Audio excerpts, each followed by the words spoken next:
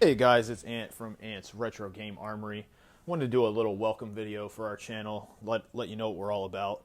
So here at the Armory, research has been proceeding to develop a line of content which establishes new standards of quality, technological leadership, and operating excellence, with customer success as our primary focus. So in this welcome video, I'm going to show you some unique and unknown content that I got from an anonymous source. So let me tell you about the RG Encabulator from Ant Bernick. This sketch was leaked by an anonymous source, as I said, and this is an Armory exclusive.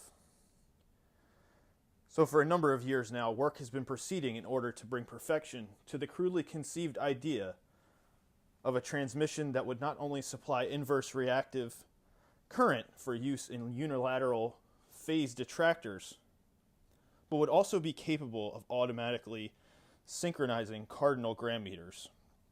Such an instrument is the Retro Gaming Encabulator. Now, basically, the only new principle involved is that instead of power being generated by the relative motion of conductors and fluxes, it is produced by the modal interaction of magnetoreluctance and capacitive directance. The original machine had a base plate of prefamulated amulite surmounted by a malleable logarithmic casing in such a way that the two spurving bearings were in a direct line with the panometric fan. The latter actually consisted of 6 hydrocoptic Marsal vanes so fitted that the ambifacient lunar wane shaft, that side fumbling, was actually effectively prevented.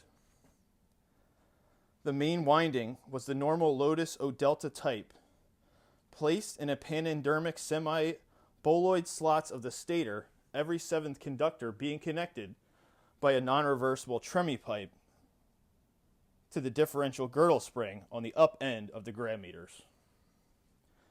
Believe it or not, the Retro Encabulator has now reached a high level of development, and it's being successfully used in the operation of novatrunnions. Moreover, whenever a fluorescent score motion is required, it may also be employed in conjunction with a drawn reciprocation dingle arm to reduce sinusoidal repleneration.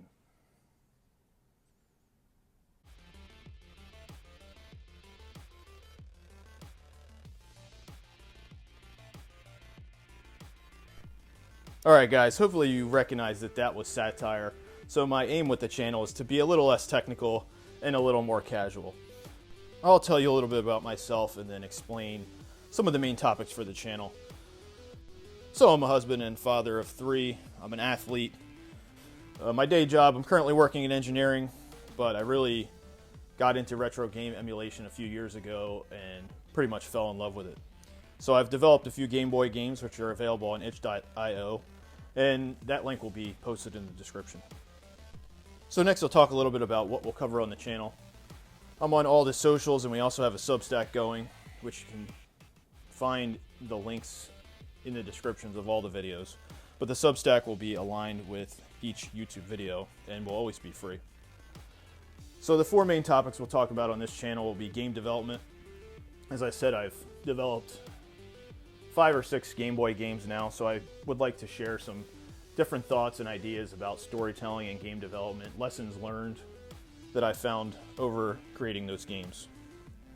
Next, we'll focus on 2 main systems, which will be Pico 8. I love playing Pico 8 games, so I'll be doing some Pico 8 reviews. And I'm looking to get into some development in Pico 8 as well, because I've heard it's great to develop games in. And that's also the beauty of the system, since it can play games and code the games as well. So we'll be talking a lot about Game Boy, so some of the retro games from Game Boy, Game Boy Color, and Game Boy Advance, as well as Game Boy Homebrew. We've already had a couple reviews for homebrews that will be posted on the site. So the last topic will be retro emulation. Have a few videos already discussing more casually maybe how you should go about doing that, or what's right for you, depending on your interests and what kind of games you have. So we'll mix and match these topics, but there are the 4 main focuses. I really appreciate everyone watching this intro, and thank you for the support. Be sure to subscribe. We have a lot of videos coming out. Thanks.